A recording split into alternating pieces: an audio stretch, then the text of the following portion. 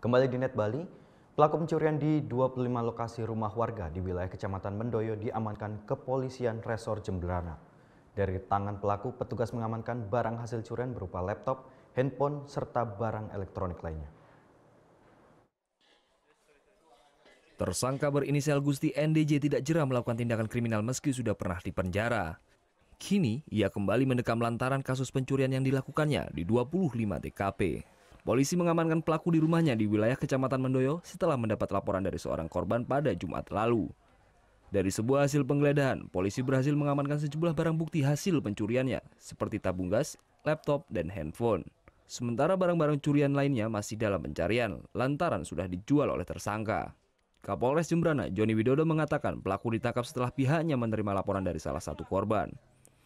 Kurun waktu dari periode 1 Januari sampai dengan 2 November ini sudah melakukan pencurian dengan 25 TKP yang diingat oleh pelaku, dan ini merupakan kasus menonjol.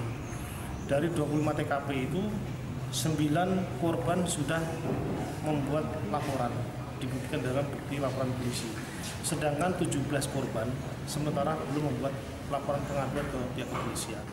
Petugas kepolisian kini masih melakukan pengembangan penyidikan untuk memastikan kemungkinan pelaku melakukan aksi lebih dari 25 TKP. Modus pelaku adalah dengan menyasar rumah yang ditinggal pemiliknya.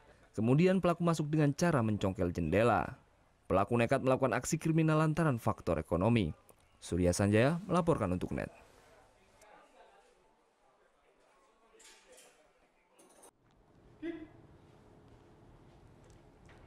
Thank you. Udah selesai nonton beritanya? Jangan pergi dulu dong. Subscribe dulu dan nonton tayangan lainnya di sini. Subscribe, nonton lagi. Subscribe, nonton lagi. Kak.